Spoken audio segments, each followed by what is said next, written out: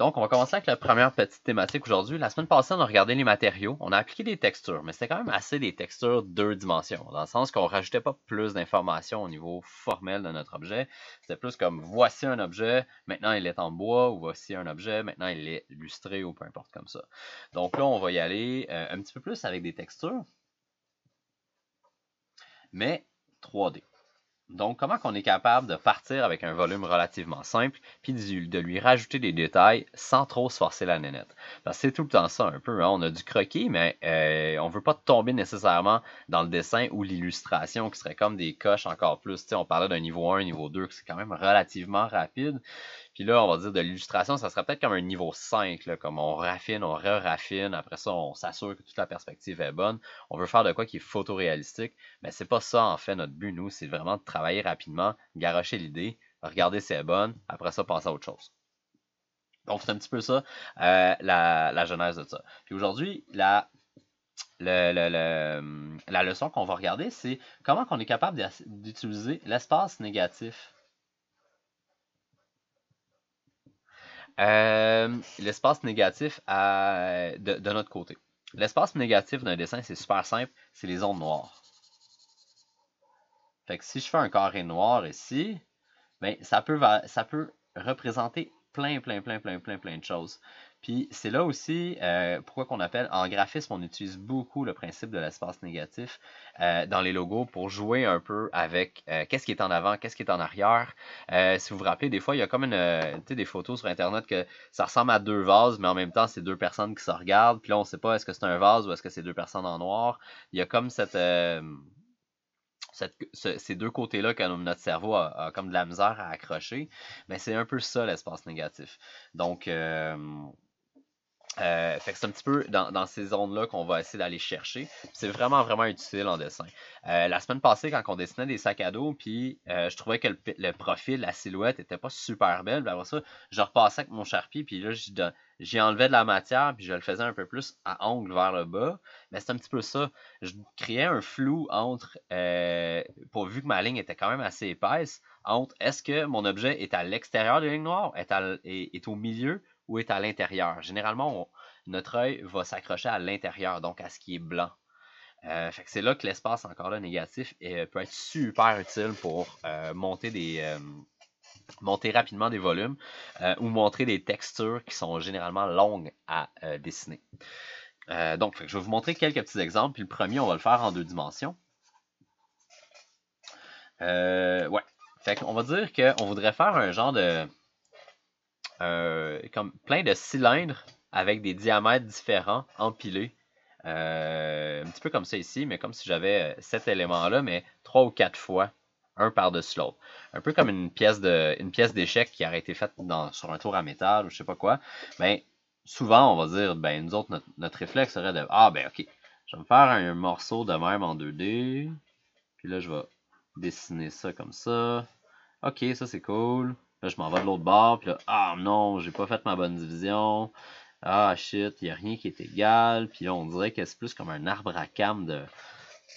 On a tendance, là j'ai exagéré, c'est sûr, mais là on fait comme, ok, ben là, il va être plus de même, il va être plus de même. Ça ressemble plus, mais c'est plat. Puis c'est quand même assez long à faire. C'est long à faire si on veut vraiment que ça soit tout parfaitement symétrique. Donc là, je vais vous montrer un truc, comment on est capable de monter ça avec l'espace négatif, avec des lignes de construction, puis que ça soit un peu plus simple. On peut le faire avec le gris, ce que je vais faire, juste pour que ça soit encore plus convaincant. Donc on peut partir avec juste un rectangle en gris. Puis oui, on pourrait le dessiner sans cette aide-là que je vais vous donner, mais je trouve que ça donne vraiment des éléments intéressants. Puis ça nous donne aussi la possibilité de modifier ce qu'on est en train de faire. Ensuite, je vais aller me faire chacune de mes étages. Donc, 1, 2, 3, 4 et 5. Donc, 1, 2, 3, 4, 5. Fait que voici toutes mes étages. Selon mon dessin, puis si je me fie à celui de gauche parce que je le trouve un peu plus beau, ben, je vais commencer un peu plus. Ben, en fait, tous mes diamètres petits vont être à peu près alignés ici. Je vais faire la même chose de l'autre côté. Fait que là, j'utilise juste le pouvoir des divisions pour m'aligner. Là, encore là, il n'y a rien de scientifique là-dedans. Puis après ça, je pourrais même dire, bon, ben voici... bon, c'est tout ce que j'ai besoin, en fait, dans mes lignes de construction. J'ai rien de besoin de plus. Puis après ça, je peux prendre cet élément-là. Puis, bon, en fait, je pourrais tout le faire en noir même. Regardez bien ça. Même si je retrace tout ce que j'ai fait ici en noir, sauf les lignes à la verticale, ben, on peut venir dire, voici ici, si je le remplis avec un hachurage extrêmement dense ou du noir parfait,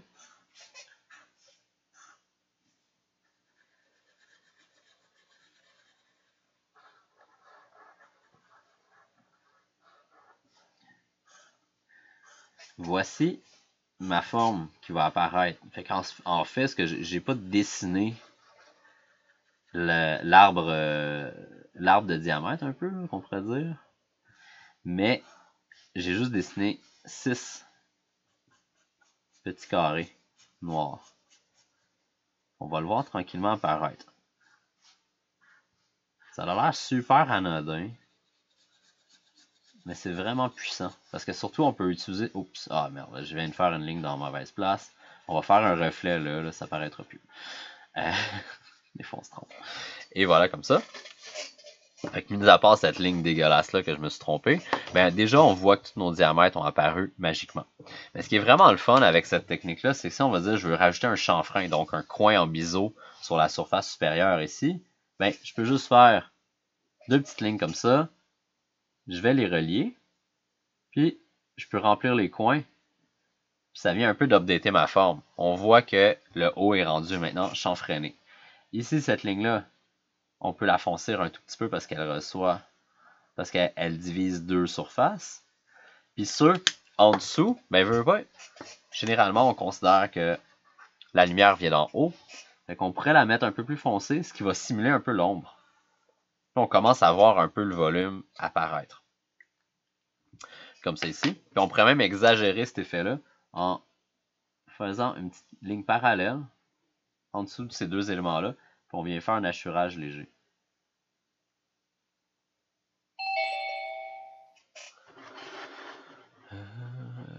Participant. Et voilà. Comme ça ici.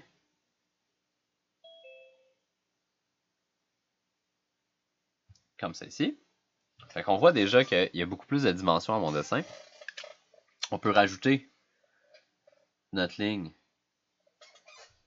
de révolution un peu, notre ligne qui montre vraiment que notre objet est cylindrique à cause des bonnes vieilles lois de dessin technique. Comme c'est ici. Puis là, j'ai encore mon problème parce que j'ai fait une ligne ici. Fait que je pourrais peut-être essayer, mais je veux pas trop en mettre. Je vais peut-être le mettre juste sur les diamètres, les gros ici. Je vais peut-être essayer de faire une texture de métal juste pour aller le cacher. Normalement, je devrais avoir pas mal fini. Puis on voit que ça va donner quelque chose un petit peu comme ça. On voit, ça marche encore là super bien.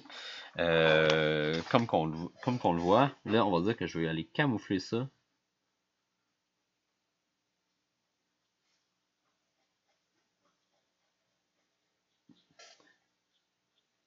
Comme ceci. Un petit peu moins de l'autre côté. Un petit peu moins de l'autre côté. On peut mettre un peu ici. Un peu là. Un peu là. Puis je fais juste décaler le reflet aussi. Comme ça. Fait qu'on voit encore là notre objet. On va y donner encore plus de forme à cause de cet hachurage de texture-là. Mais avec l'espace négatif, on a été capable de le construire super rapidement.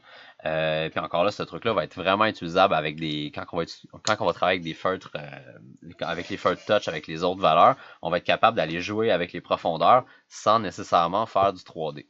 Fait que sous-estimez jamais cette petite affaire-là. Ça fait du sens? Parfait. Oui. Yes! Chance que t'es là, Arnaud. Oh yeah. Bon, next, on va faire un petit peu... Voyons, yo, mon exemple. Bon, j'ai tout le temps mes exemples proches, sauf aujourd'hui. Je sais pas pourquoi. On pourrait aussi vouloir faire un petit peu comme quand on a fait le bouton pour votre petit radio, ben, ça aurait été le fun de rajouter une texture dessus, comme qui soit un peu comme tu sais, le bout qu'on ajuste sur un lipsil, là. C'est tout avoir une genre de cannelure. Ou encore là, ça aurait pu être le fun d'avoir une texture un peu plus large, comme sur cette bouteille. Je sais pas si vous le voyez là.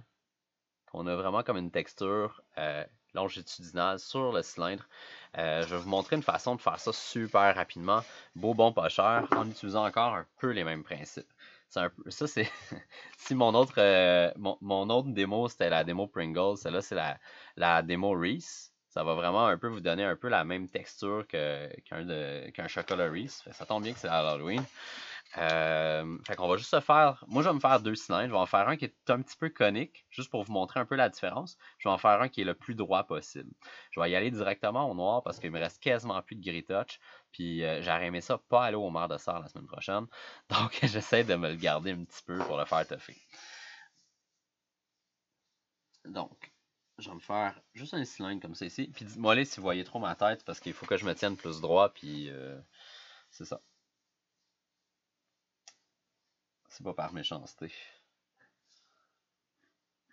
Fait que lui, il est quand même pas peur. Je vais m'en faire un autre ici. Lui, je vais le faire un petit peu plus à ongle. Oh, il est très à ongle, lui. C'est pas grave.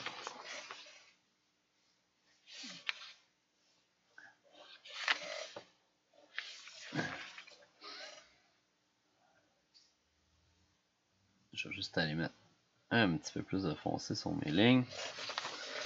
Comme c'est ici.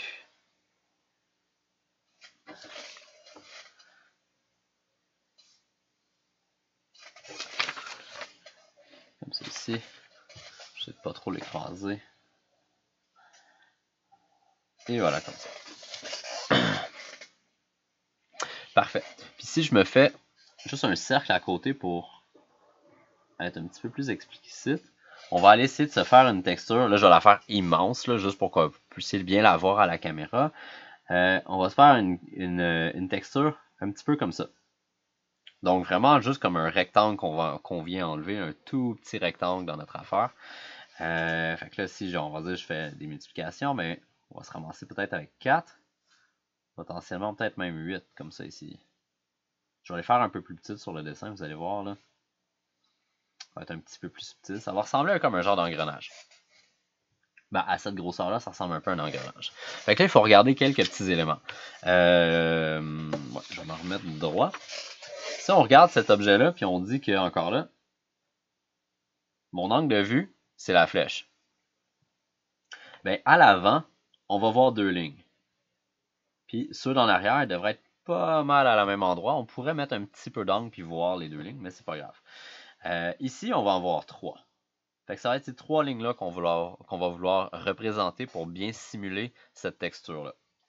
Puis l'autre élément que j'aimerais que vous remarquiez, ben, regardez aussi, en ce moment en 2D, qu'est-ce qui se passe? Si je mesure le centre de mon premier élément, le centre de mon deuxième élément, puis même le centre de mon troisième élément, comme c'est ici, on voit que les dimensions ils ont tendance à rapetisser. Si j'en avais, avoir plus de répétitions visibles, on verra encore plus cet élément-là. Donc si j'ai mesure ici par rapport à ma flèche orange, mais on le voit encore plus que on a exactement ce phénomène-là qui se passe. Donc on a vraiment un élément grand puis de plus en plus petit qui relie les deux. Donc ça, déjà là, même avant qu'on applique la perspective, on a tendance à croire que les éléments se rapprochent plus qu'ils s'en vont vers la ligne de tangence. On est d'accord? Puis encore pire, c'est à l'intérieur de ça, les lignes ici, là c'est un petit peu plus difficile à voir, ceux-là, les deux petites qui sont proches, ils ont tendance aussi à se rapprocher. Donc il faut juste regarder un petit peu ces éléments-là. Donc on va aller avec le slide standard. Déjà une belle diction. J'allais faire des cours à l'École nationale. Ou pas. Puis on va se faire notre première répétition. Moi, généralement, quand je fais des textures qui sont longitudinales, j'ai tendance à mettre ma feuille perpendiculaire un peu à mon bras vis-à-vis l'axe mineur.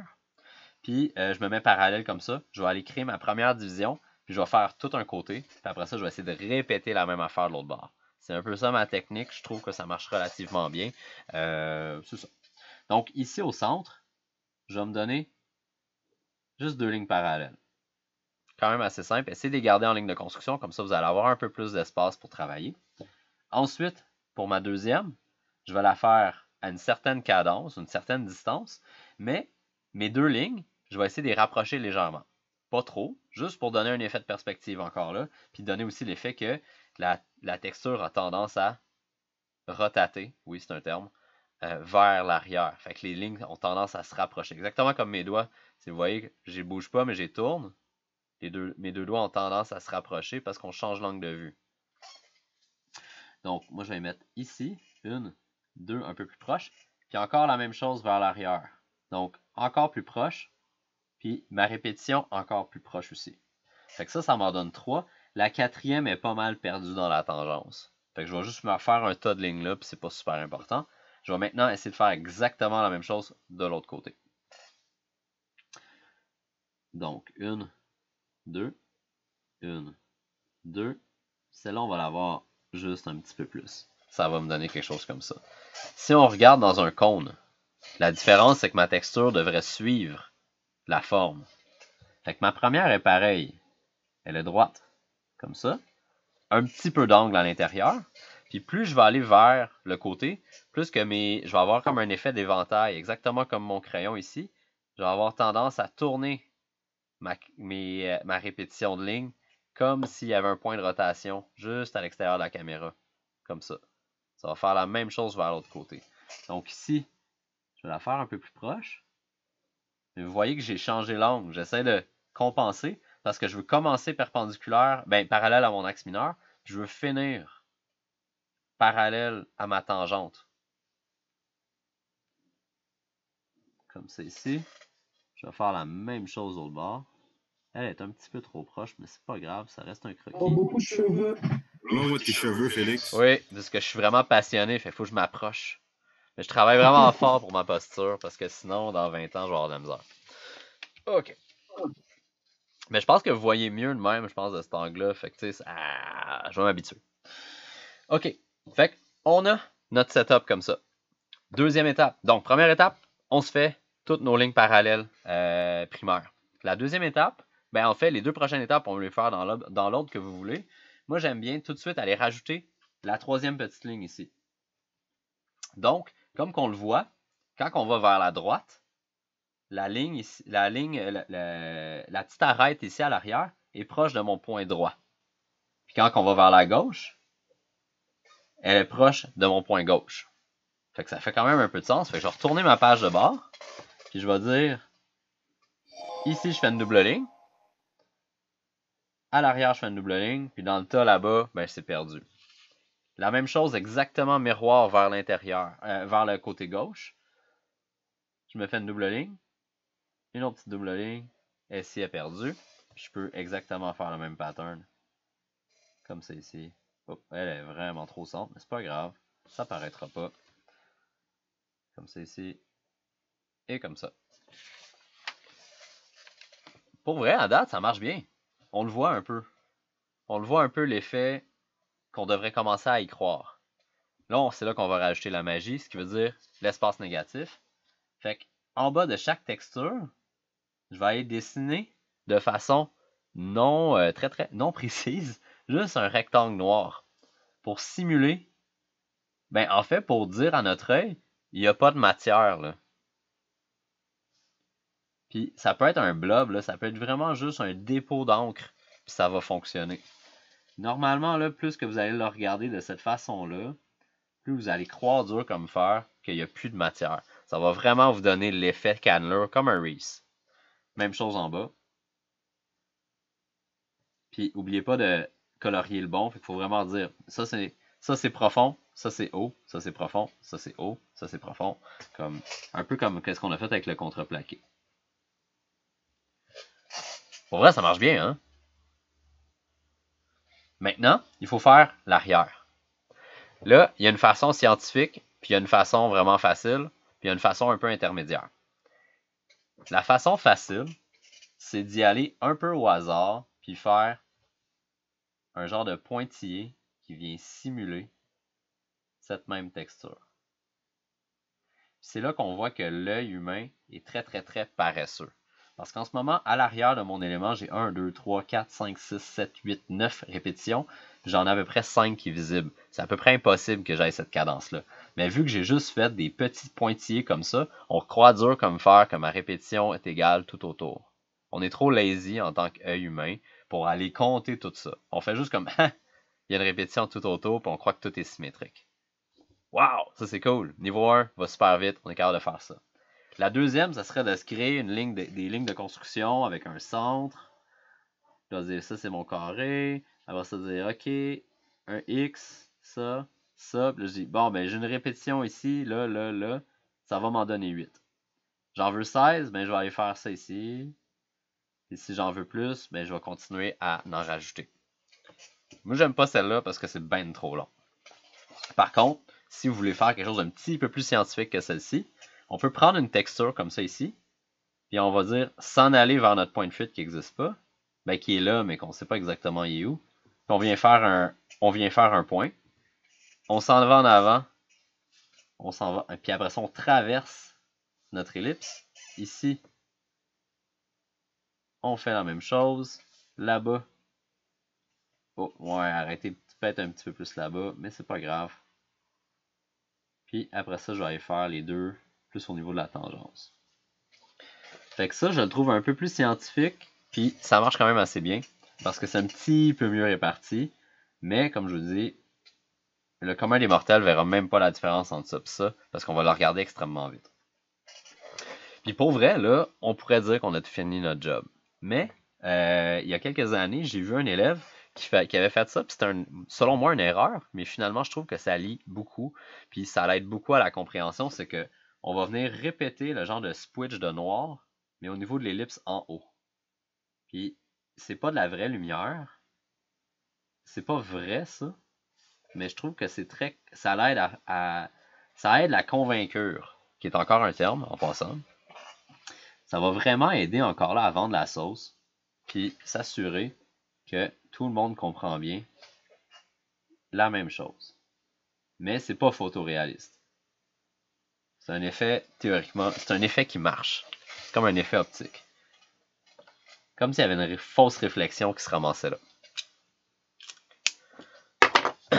Tout ce qui nous manque maintenant, c'est d'aller chercher un charpie ou un crayon quand même assez épais, puis on va aller retracer les lignes les lignes qui pourraient donner plus de contraste à notre dessin. Mais là, il faut faire attention parce que souvent, ce qui arrive en passant avec le charpie, c'est qu'on vient manger notre genre de pointillé. Fait qu'il faut quand même être consciencieux puis travailler un tout petit peu plus à l'extérieur. Si on voit qu'on mange trop ces petits points-là, ben on les refait. Comme celle-ci. Comme ça ici, moi je trouve que ça travaille bien, même si j'ai laissé de l'espace, ça vient créer le contraste puis ça mange pas ma texture. Je vais faire la même chose en bas. Comme ça ici. Je peux même aller en rajouter. Comme ça. Puis je vais aller faire mon autre élément qui est en haut.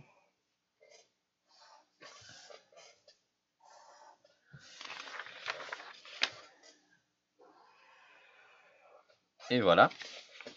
Puis ça marche assez bien. Si on veut donner un dernier petit coup, ça serait d'aller mettre une ligne un tout petit peu plus épaisse sur la première ligne de notre texture. Fait que là, on a une double ligne proche. Puis ici, on devrait avoir une ligne qui est plus foncée à cause qu'on a, on voit pas l'intérieur de la dite texture. Par contre, c'est un peu sketch de le faire avec un Sharpie parce que c'est trop épais. La texture est trop petite, on va perdre tout le détail. Fait que souvent, ce qui est mieux, c'est de repasser avec notre crayon de ligne normale, puis juste aller la foncer légèrement. En prenant notre temps. Cela, on peut la faire double. Juste comme ça. Ouais, ça va ma tête. Ah, c'est tough travailler de même. Ok. Ah, ouais, comme ça, c'est beaucoup mieux. Encore là, ça va juste aider à mieux comprendre notre dessin.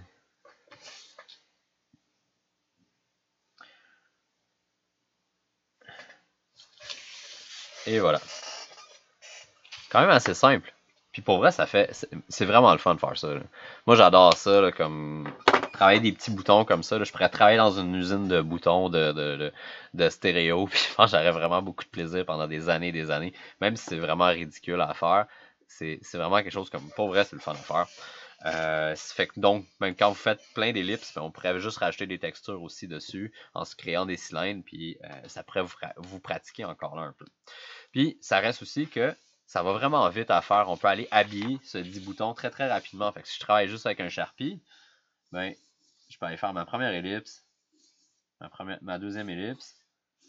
Voici mon bouton. Je peux même dire, ah, il est comme un peu positif. Fait que là, il a tendance à remonter de même. Puis sur le côté, il va avoir une texture comme ça.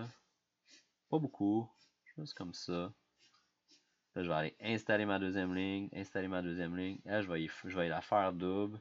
Celle-là est comme ça ici. Là, à l'arrière, ben, en bas, on vient mettre des petits points. Vous voyez que c'est même pas complet.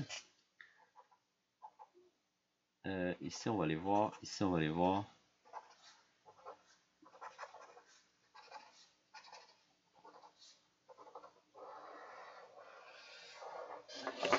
Comme ça ici. Fait qu'on est capable de faire des itérations avec ce principe-là d'espace négatif super rapidement.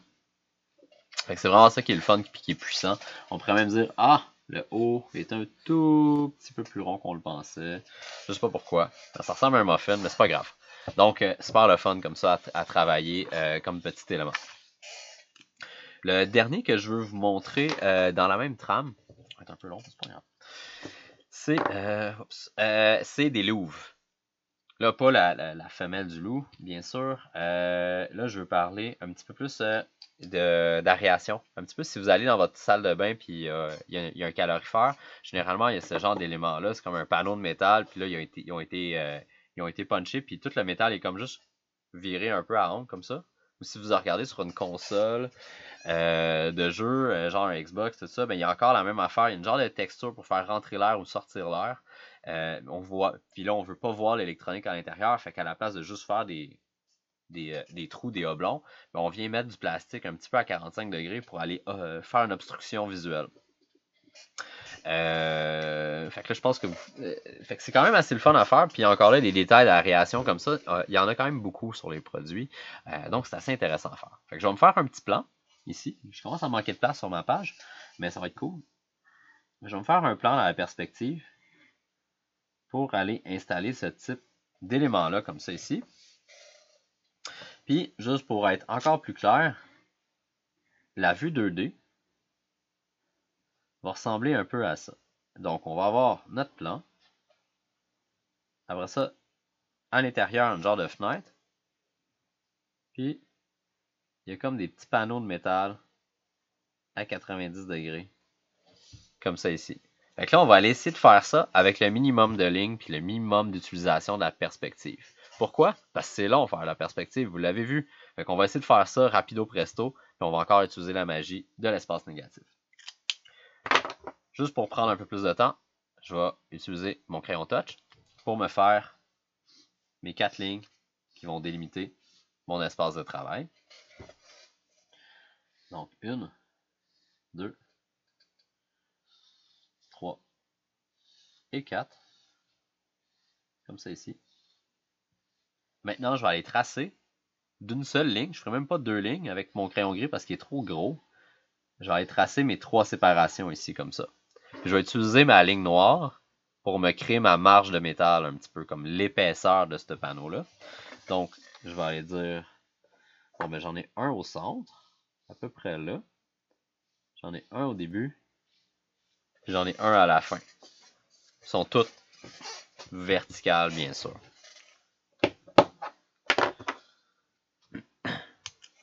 Fait que tout le monde me suit? Parfait. Maintenant, Oui. yes, sir. Maintenant, je vais aller retracer mon premier rectangle. Oups, je suis proche. Dos droit. Aïe, aïe, c'est tough. On est tellement mieux quand on était vaché sur notre propre dos. Fait que je vais aller faire mon petit carré.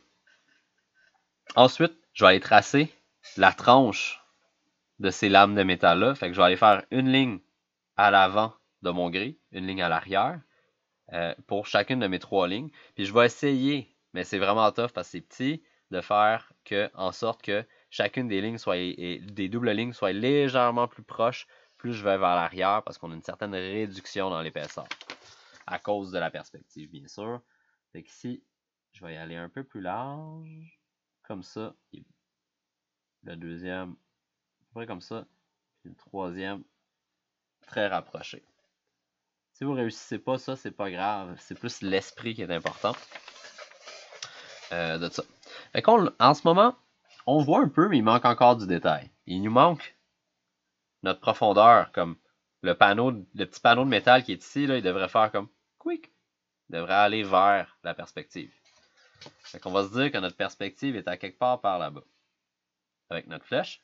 Puis on se rappelle que chacun des panneaux vont encore là aller vers notre point de perspective. Puis ils vont avoir tendance à légèrement rotater par rapport à ce point-là. Fait qu'un petit peu encore là, l'effet d'éventail. Fait que moi, je vais partir avec mon coin ici. Fait que le coin en bas à gauche de mes doubles lignes. Puis je vais tirer une ligne vers mon point de fuite. Celle-là aussi. Ça va me former des genres de petits triangles. Je vais faire le dernier. Même. Déjà là, si je le regarde, ça a tendance à marcher. Fait que ça, c'est ce que je pourrais vous dire comme, bah, on a 70%. On va essayer de le craquer un peu. Je vais aller chercher mon Sharpie, puis je vais aller donner une petite épaisseur de ligne de crayon où ce que je vois pas l'intérieur, comme qu'on se dit avec notre règle. S'il y a un panneau, puis un deuxième panneau, puis je vois les deux, j'ai une ligne normale. S'il y en a un des deux que je vois pas, je vais mettre une ligne foncée. Ben, je vais mettre une ligne grasse. Fait qu'ici, je vois pas l'intérieur. En haut, je vois pas l'intérieur. La deuxième ligne, je vois pas l'intérieur. La même chose à l'arrière. Oh, il m'en manque un. Comme ça. Ok, cool. Félix, ouais, ça marche. On va dire qu'on est rendu à 80%. On voudrait se rendre un petit peu plus proche, là, 95, là, parce qu'on vise la perfection. Ben, le triangle qu'on a formé en bas, je vais aller soit l'assurer, très très très dense, ou je vais le remplir.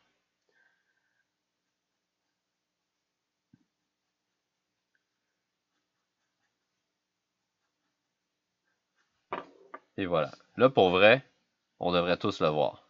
On est pas mal à 95%. Là, on comprend vraiment qu'on a un élément qui s'en va vers l'intérieur puis qui a une certaine épaisseur. Si je veux aller à 100%, mais il est un petit peu tricky à faire parce qu'il est facile à rater, ça serait de rajouter une ligne de contour qui va aller comme commencer du milieu, sortir puis finir au milieu, puis après ça, toutes les tracer comme si j'avais fait un genre de chalkline là, quand on fait de la construction. Là. C'est de faire la ligne comme ça ici, comme ça ressortait, elle continue là, elle rentre là, elle continue là, elle rentre là, elle continue là, elle rentre là, elle continue là. Juste encore là pour aller renforcer l'idée, pour dire voici des panneaux qui s'en vont vers la perspective. Ça, c'est pas mal 100% qu'on peut faire avec du noir et blanc. Mais le dernier, pour vrai, il est superflu. À 95%, je pense que tout le monde y croit dur comme fer. Puis c'est pas nécessaire d'aller plus loin.